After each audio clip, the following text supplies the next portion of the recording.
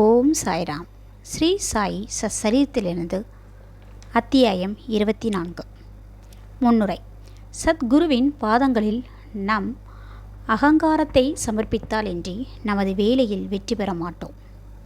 அகங்காரத்தை ஒழித்தால் நமது வெற்றி உறுதியளிக்கப்படுகிறது. சாயிபாபாவை வணங்குவதனால் இகபெற சௌபாக்கியம் இரண்டுமே கிடைக்கிறது. நம் உண்மையான இயற்கையில் நிலையாக்கப்பட்டு அமைதியையும் மகிழ்ச்சியும் அடைகிறோம். எனவே எவர் ஒருவர் அவரது சுபிட்சத்தை பெற விரும்புகிறாரோ அவர் சாய்பாபாவின் லீலைகளையும் கதைகளையும் பக்தியுடன் கேட்க வேண்டும். அவைகளை தியானம் செய்ய வேண்டும். இவைகளை அவர் செய்வாரானால் தமது வாழ்க்கையின் லட்சியத்தை சுலபமாக அடைந்து பேரானந்தம் பெறுவார். பொதுவாக அனைவரும் தமாசையும் வேடிக்கையையும் விரும்புவார்கள். ஆனால் தங்களை பொருளாக வைத்து தமாஸ் செய்யப்படுவதை அவர்கள் விரும்புவதில்லை. ஆனால் பாபாவின் வழியோ விசித்திரமானது. அவைகள் அபிநயத்துடன் சேரும்போது பொதுமக்களுக்கு மிகவும் ஆர்வம் ஊட்டுவதாகவும் அறிவுரை தருவதாகவும் இருக்கின்றன. எனவே கேலிக்கு அவர்கள் இலகாயினும் பொருட்படுத்தவில்லை. ஹேமத் பந்த் தனது சொந்த அனுபவத்தையே கீழே குறிப்பிடப்படுகிறார். சனா லீலை. சீரடியில் ஞாயிறு தோறும் சந்தை நடைபெறும். அண்டையில் உள்ள கிராமத்திலிருந்து மக்கள் அங்கு வந்து தெருவில் பந்தல் கடைகளை போட்டு தங்களது பொருட்களெல்லாம் விற்பனை செய்வர். ஒவ்வொரு மாலையிலும் மசூதியில் ஏறக்குறைய கும்பல் வந்துவிடும். ஆனால் ஞாயிறு மாலையோ மூச்சு திணறும் அளவுக்கு கூட்டம் கூடிவிடும். அத்தகைய ஒரு ஞாயிற்றுக்கிழமையின் போது ஹேமத் பந்த் பாபாவின் முன்னால் அமர்ந்து பாபாவின் கால்களை நீவி பிடித்துவிட்டு கொண்டும் கடவுள் பெயரை முணுமுணுத்து கொண்டும் இருந்தார். ஷாமா பாபாவின் இடப்பக்கத்திலும் வாமன்ராவ் வலப்பக்கத்திலும் இருந்தனர். அப்போது ஷாமா சிரித்து கொண்டே, அண்ணா சாஹேப்பிடம் பாரும், உமது கோட்டில் கை மடிப்பில் தானியங்கள் இருக்கின்றன என்று கூறிக்கொண்டே அவர் கோட்டு மடிப்பை தொட்டு அங்கு தானியங்கள் இருப்பதை கண்டார். ஹேமத் பந்த் விஷயம் என்ன என்று அறிவதற்காக தனது இடது முழங்கையை நீட்டினார். அப்போது அனைவரின் ஆச்சரியத்திற்கேற்ப சில பருப்பு மணிகள் கீழே உருண்டோடி சுற்றி உட்கார்ந்திருப்பவர்களால் பொறுக்கெடுக்கப்பட்டன. இந்நிகழ்ச்சியே தமாசிற்கான விஷயமாக ஆனது. அங்கிருந்த அனைவரும் எங்கனம் தானியம் கோட்டு மடிப்புக்குள் சென்று அவ்வளவு நேரமும் அங்கேயே இருந்தன என்று வியந்தனர். ஹேமத் பந்துக்கும் அவைகள் எப்படி நுழைந்து அவ்வளவு நேரமும் அங்கேயே இருந்தன என்று யூகிக்க இயலவில்லை. ஒருவரும் இவ்விஷயத்தில் திருப்தியான பதிலை அளிக்க இயலாத இவ்வினோதத்தை பற்றி அதிசயித்து கொண்டிருக்கையில் பாபா கூறினார், இந்த ஆளுக்கு தனியாக தின்னும் பழக்கம் இருக்கிறது. இன்றைக்கு சந்தை நாளாகையில் பருப்பு மணிகளை அசை போட்டு கொண்டே வந்தார். அவர் பழக்கம் எனக்கு தெரியும். அதற்கு இதுவே சாட்சி. இவ்விஷயத்தில் வேறென்ன ஆச்சரியம் இருக்கிறது? ஹேமத் பந்த் பாபா பொருட்களை தனியாக தின்று நான் அறியேன். பின்னர் என் மீது கெட்ட வழக்கத்தை ஏன் சுமத்துகிறீர்கள்? சீரடி சந்தையையே நான் இன்னும் பார்த்ததில்லை. இன்றைக்கு சந்தைக்கு நான் போகவே இல்லை. பின்னர் எங்கனம் நான் பருப்பு மணிகள் வாங்கியிருக்க முடியும்? அவைகளை வாங்காத போது எப்படி நான் உண்ண முடியும்? எனதருகில் உள்ளவர்களுக்கு பகிர்ந்து கொடுக்காமல் நான் ஒருபோதும் எதையும் சாப்பிடுவதில்லையே. பாபா, அங்கிருந்தவர்களுக்கு நீர் கொடுப்பது உண்மைதான். ஆனால் ஒருவரும் அருகில் இல்லை என்றால் நீரோ நானோ என்று செய்ய முடியும். ஆனால் நீங்கள் உண்ணும் முன் என்னை நினைவு கொள்கிறீரா? எப்போதும் நான் உம்முடன் இருக்கவில்லையா? பின்பு நீர் உண்ணும் முன்பாக எதையேனும் எனக்கு அளிக்கிறீரா? நீதி. நிகழ்ச்சியின் வாயிலாக பாபா நமக்கு என்ன போதிக்கிறார் என்பதை கவனத்துடன் நினைவில் வைப்போமாக.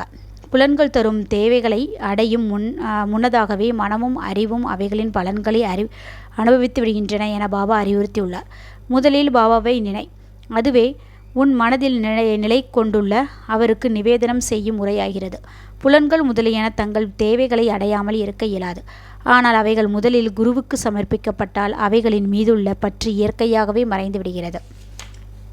இவ்விதமாக ஆசை, கோபம், வெறுப்பு முதலியன பற்றி நமது எல்லா எண்ணங்களையும் முதலில் குருவிடம் சமர்ப்பிக்கப்பட்டு அவரை நோக்கி செலுத்தும் பயிற்சியானது அளிக்கப்பட்டால் எல்லாவித எண்ணங்களையும் களைவதற்கு கடவுள் உதவி செய்தார். பொருட்களை அனுபவிக்கும் முன் பாபா அருகிலோ அல்லது அங்கிருந்தவர்களையோ நினைத்து கொண்டால் அப்பொருள் அவர் அனுபவிக்கத்தக்கதா அல்லவா? என்று கேள்வி உடனே எழும். பின் அனுபவிக்க தகாதவை எல்லாம் நம்மால் ஒதுக்கப்பட்டு நமது தீய பண்புகள் அல்லது செயல்கள் நம்மை விட்டு மறைகின்றன. நமது பண்பும் வளர்கிறது. பின்னர் குருவிடம் உள்ள அன்பு வளர்ந்து தூய ஞானம் துளிர்கிறது. இந்த ஞானம் வளரும்போது நான் எனது என்ற எண்ணம் அழிந்து நமது அறிவு ஆன்ம உணர்வுடன் கலக்கிறது. பின்னர் நாம் பேரின்பத்தையும் திருப்தியையும் பெறுகிறோம். குருவுக்கும் கடவுளுக்கும் பேதமில்லை. அவர்களுக்குள் பேதம் காண்பவன் கடவுளை எவ்விடத்திலும் காண்பதில்லை. எனவே பேத மனப்பான்மையை ஒழித்து குருவையும் கடவுளையும் ஒன்றாக கருத வேண்டும். எனவே என்ன மாறுபாடுகளை நீக்கி குருவை கடவுளாக வழிபட வேண்டும். இவ்வாறு நமது குருவுக்கு பணிவிடை செய்தோமானால் கடவுள் நிச்சயம் மகிழ்வடைந்து நமது மனத்தை தூய்மைப்படுத்தி நம்மை நாமே அறியும் உணர்வை அளிக்கிறார். இரத்தின சுருக்கமாக முதலில் குருவை நினைக்காமல் நாம் எப்பொருளையும் புலன்கள் வழி அனுபவிக்கக்கூடாது. இவ்விதமாக பயிற்சியளிக்கப்பட்டால் நம் மனம் பாபாவால் நிறைந்து பாபாவின் தியானம் விரைவில் வளரும். பாபாவின் சகுன ரூபம் எப்போதும் நம் கண்முன் இருக்கும். பிறகு பக்தி, பற்றின்மை, முக்தி யாவும் நம்முடையதே ஆகும். இங்கனமாக நமது மனக்கண்ணில் பாபாவின் ரூபம் நிலைப்படுத்தப்பட்டால் நாம் பசி, தாகத்தையும் சம்சாராக வாழ்க்கையையும் மறந்துவிடுகிறோம். உலக போகங்களின் நமக்கிருக்கும் ஞாபகம் மறைந்துவிடும். நமது மனம் அமைதியையும் மகிழ்ச்சியும் அடையும். சுதாமரின் கதை. மேற்கூறிய கதை சொல்லப்படும்போது ஹேமத் பந்த் அதே மாதிரியான சுதாமரின் கதையை நினைவு கூறுகிறார். அதே தத்துவத்தை இக்கதையும் விளக்குவதால் இங்கே கொடுக்கப்பட்டிருக்கிறது. கிருஷ்ணரும் அவரது அண்ணனான பலராமரும் சுதாமர் என்ற தோழருடன் அவர்களது குரு சாந்தி பணி முனிவரின் ஆசிரமத்தில் வசித்து வந்தனர். ஒருமுறை கிருஷ்ணரும் பலராமரும் காட்டிற்கு விறகு கொண்டு வருவதற்காகவும் அனுப்பப்பட்டனர். பின்னர் சாந்தி பணியின் மனைவி அதேபோல் சுதாமரையும் மூவருக்குமான கடலை பருப்புகளுடன் காட்டுக்கு அனுப்பினாள். கிருஷ்ணர் சுதாமரை காட்டினையே கண்டபோது அவரிடம், தாதா, நான் தாகமாயிருப்பதனால் எனக்கு தண்ணீர் வேண்டும் என்றார். அதற்கு சுதாமர், வெறும் வயிற்றுடன் தண்ணீர் குடிக்கக்கூடாது, சிறிது நேரம் இளைப்பாறுவது நல்லது என்றார். அவர் தன்னிடம் கடலை இருப்பதாகவோ அதை சிறிது அவர் எடுத்து கொள்ளலாம் என்று கூறவில்லை. கிருஷ்ணன் களைப்பால் இருந்தமையால் சுதாமரின் மடியில் தலை வைத்து படுத்து குரட்டை விட்டார். இதை கண்டு சுதாமர் தன்னிடமிருந்த கடலை எடுத்து உண்ணத் தொடங்கினார். கிருஷ்ணர் திடீரென கேட்டார், தாதா, என்ன சாப்பிடுகிறாய்? சப்தம் எங்கிருந்து வருகிறது? அதற்கு சுதாமர், சாப்பிடுவதற்கு என்ன இருக்கிறது? நான் குளிரால் நடுங்கிக் கொண்டிருக்கிறேன். எனது பற்கள் தாளம் அடித்து கொண்டிருக்கின்றன. விஷ்ணு சகஸ்நாமத்தை கூட என்னால் திருப்தியாக பிராணாயாமம் செய்ய முடியவில்லை என்றார். இதை கேட்ட சர்வ வியாபியான கிருஷ்ணர், மற்றவர்களது பொருட்களை உண்ணும் ஒரு மனிதனை கனவில் கண்டேன். அதை பற்றி கேட்டபோது, தின்பதற்கு ஒன்றுமில்லை என்று பொருளின் என்ன? மன்னா, தின்பதற்கு உள்ளது என கேட்டான். அதற்கு மற்றொருவன், அது அங்கனமே இருக்கட்டும் என்றான். தாதா, இது ஒரு கனவுதான். நீ எதையும் எனக்கில்லாமல் உண்ண மாட்டாய் என்று எனக்கு தெரியும். ஆயினும் கனவில் கண்ட ஞாபகத்தில் நீ என்ன உண்கிறாய் என்று நான் கேட்டேன் என்றார். சர்வ வியாபியான கிருஷ்ணரை பற்றியும் அவர்களது லீலைகளை பற்றியும் சுதாமர் எல்லளவெனும் அறிந்திருப்பதனால் அவர் அவ்வாறு நடந்து கொண்டிருக்க மாட்டார். எனவே தன் செய்கைக்காக அவர் வருந்த வேண்டியதாயிற்று. அவர் கிருஷ்ணரின் நெருங்கிய நண்பரான போதும் தமது வாழ்க்கையை அஷ்டதரிசனத்தில் கழிக்க வேண்டியதாயிற்று. ஆனால் பின்னர் அவர் கிருஷ்ணருக்கு தன் மனைவியின் சொந்த உழைப்பால் ஈட்டிய ஒரு பிடி அவளை அளித்தபோது கிருஷ்ணர் மகிழ்ச்சியடைந்து அவருக்கு அனுபவிப்பதற்காக ஒரு பொன் நகரத்தை அளித்தார். மற்றவர்களிடம் பகிர்ந்துண்ணாதது தனியாக தின்போர் இக்கதையை நினைவில் வைக்க வேண்டும். கடவுளுக்கு முதலில் சமர்ப்பித்து அவைகளை அவரால் திருப்தி அடைய பெற்ற பிறகே அவற்றை அனுபவிக்க வேண்டும் என்ற ஸ்ருதியும் பகிர்கிறது. பாபாவும் நமக்கு அதையே அவர்தம் ஒப்புவையற்ற வேடிக்கையான வழியில் கற்பித்திருக்கிறார். அண்ணா சிஞ்சனிகரும் மௌசிபாயும். ஹேமத் பந்த் இப்போது சமாதானம் நிலைநாட்டுவோரின் பாகத்தை பாபா ஏற்றுக்கொண்ட மற்றொரு வேடிக்கையான சம்பவத்தை கூறுகிறார். தாமோதர் கனஸ்யாம் பாபரே என்று அழைக்கப்பட்ட அண்ணா சிஞ்சனிகர் என்ற அடியவர் ஒருவர் இருந்தார். அவர் எளிமையானவர், முரடர், நேர்மையானவர். அவர் எவரையும் லட்சியம் செய்ய மாட்டார். எப்போதும் கரவின்றி பேசி எல்லாவற்றையும் கைமேல் காசிலேயே நடத்தினார். வெளிப்படையாக கடுமையாக வசப்படாதவராகவும் இருந்தபோதும் அவர் நற்பண்புடையவராகவும் கள்ளமின்றி இருந்தார். எனவே சாய்பாபா அவரை நேசித்தார். ஒரு நாள் ஒவ்வொருவரும் ஒரு வழியில் சேவை செய்வதைப் போன்று அண்ணாவும் தலை குனிந்து நின்று கொண்டு கைப்பிடியில் இருந்து இடது கைக்கு பிடித்து நீவி கொண்டிருந்தார். அம்மா என்று பாபாவாலும் மௌசிபாயும் என்று பிறராலும் அழைக்கப்பட்ட விதவியான வேணுபாயி ஹெஜல்ஹி வலது புறத்தில் அவளுக்கே உரிய விதத்தில் சேவை செய்தார். மௌசிபாய் தூய உள்ளத்துடன் கூடிய முதியவர். அவள் தன் இரு கைவிரல்களையும் கோர்த்து கொண்டு பாபாவின் அடிவயிற்றை சுற்றி அழுத்தமாக பதித்து பிசைந்தாள். அடிவயிறே தட்டையாகி விடும்படியாக வேகத்துடன் சேவை செய்து கொண்டிருந்தாள். பாபா இப்படியும் அப்படியும் புரண்டு கொண்டிருந்தார். மற்றொரு புறம் இருந்த அண்ணா நிதானத்துடன் இருந்தார். ஆனால் மௌசிபாயும் அசைவுடனும் அவளது முகமும் அசைந்து ஒரு தரம் அவளது முகம் அண்ணாவின் முகத்திற்கு மிக அருகில் வந்துவிட்டது. வேடிக்கையான பண்புடைய அவள், ஓ, இந்த அண்ணா ஒரு கெட்டவன். அவன் என்னை முத்தமிட விரும்புகிறான். தலை நரைக்கும் வயதாகியும் முத்தமிடுவதற்கு அவன் வெட்கப்படவில்லை என்றார். இச்சொற்களை அண்ணாவை கோபவேசமடைய செய்தன. முஷ்டியை மடக்கிவிட்டு கொண்டு அவர், நான் ஒரு கெட்ட கிழவன் என்றார் கூறுகிறாய். நான் அவ்வளவு முட்டாளா? நீயே சண்டையை ஆரம்பித்திருக்கிறாய், என்னுடன் சண்டையிட்டு கொண்டிருக்கிறாய் என்றார். அங்கிருந்து அனைவரும் அவர்களிடையே நடைபெறும் விஷயங்களை ரசித்து கொண்டிருந்தனர். அவர்கள் இருவரையுமே பாபா சமமாக நேசித்தார். சண்டையை நிறுத்த விரும்பிய அவர் இவ்விஷயத்தை மிக திறமையுடன் கையாண்டார்.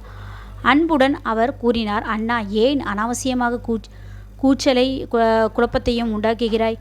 தாய் முத்தமிடும்போது உள்ள நெறியின்மை அல்லது நீங்குதான் என்று என்ன என்பதனை எனக்கு விளங்கவில்லை என்றார். பாபாவின் மொழிகளை கேட்ட இருவரும் திருப்தி அடைந்தனர்.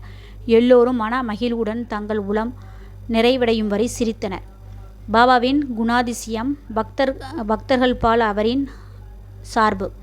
பாபாவின் அடியவர்கள் அவர்களுக்குரிய வழியையே அவருக்கு சேவை செய்ய அவர் அனுமதித்திருந்தார். இதில் பிறர் தலையிடுவதை அவர் விரும்பவில்லை. உதாரணமாக, இதே மௌசிபாய் மற்றொரு சந்தர்ப்பத்தின் பாபாவின் அடிவயிற்றை தேய்த்து விட்டு கொண்டிருந்தார். அவள் உபயோகித்த கடுமையையும் வேகத்தையும் கண்டு மற்ற அடியவர்கள் எல்லாம் மனம் தளர்ந்து கவலை கொண்டவர்களானார்கள். அவர்கள், ஓ அம்மா, இன்னும் நிதானமாக மெதுவாகவும் செயல்படு. அல்லாவிடில் பாபாவின் இரத்த குழாயின் நரம்பு இவைகளை உடைத்து விடுவாய் என்று அவளிடம் கூறினார்கள். இதன் பேரில் பாபா உடனே தம் இருக்கையை விட்டு எழுந்தார். தனது சர்க்காவை தரையில் ஓங்கி அடித்தார். அவர் கோபவேசமடைந்தார். அவரது கண்கள் நெருப்பு துண்டாக போலாயின. ஒருவருக்கும் அவர் முன்பு நிற்கவோ பேசவோ தைரியம் இல்லை. பின்னர் அவர் சட்காவின் ஒரு முனையை தன் ஒரு கைகளாலும் எடுத்துக்கொண்டு வயிற்றில் உள்ள தொப்புளுள் குச்சியின் ஒரு நுனியை அமுக்கினார். மற்றொரு நுனியை கம்பத்தில் பொருந்த வைத்து அழுத்த 2-3 அடி நீளமுள்ள அந்த சட்கா முழுவதும் அடி வயிற்றுக்குள் சென்றுவிட்ட மாதிரியாக தோன்றியது. இன்னும் சிறிது நேரத்தில் அடி வயிறு கிழிந்துவிடும் என்று மக்கள் பயந்தனர். தூண் உறுதியானதும் அசையாதது. பாபா அதன் அருகில் மிக மிக நெருக்கமாக போகத் தொடங்கி தூணை பலமாக அணைத்தார்.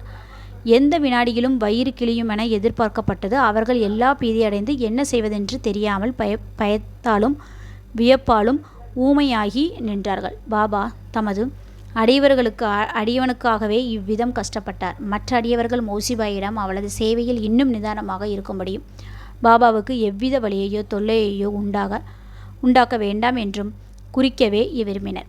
நல்லெண்ணத்துடனே அவர்கள் அதை செய்தனர். ஆனால் பாபா இதை கூட பொறுக்கவில்லை. தங்களது நல்லெண்ண முயற்சியினால் பெருந்துன்பம் விளைவிக்கும் திடீர் விளைவுகளை கண்டு அவர்கள் ஆச்சரியமடைந்தனர். காத்திருந்து பார்ப்பதை தவிர அவர்களுக்கு வேறொன்றும் செய்ய முடியவில்லை. அதிர்ஷ்டமாக பாபாவின் ஆவேசம் சீக்கிரம் குளிர்ந்தது. அவர் குச்சியை விட்டுவிட்டு தன் இடத்தினுள் வந்து அமர்ந்தார். இதிலிருந்து அடியவர்கள் மற்றவர் சேவைகளின் குறுக்கிடக்கூடாது என்றும் தாங்கள் விரும்பிய வண்ணமே பாபாவுக்கும் அவர்கள் சேவை செய்ய விட்டுவிட வேண்டும் என்கிற பாடத்தை தெரிந்து கொண்டனர். ஏனெனில் அவர்கள் செய்யும் சேவையின் மதிப்பையும் தகுதியையும் பாபாவே அளக்க வல்லமையுடையவராய் இருக்கிறார். ஸ்ரீ சாயை பணிய அனைவருக்கும் சாந்தி நிலைக்கட்டும். ஓம் சாய்ராம், ஓம் சாய்ராம், ஓம் சாய்ராம். அல்லாஹ் மாலிக்.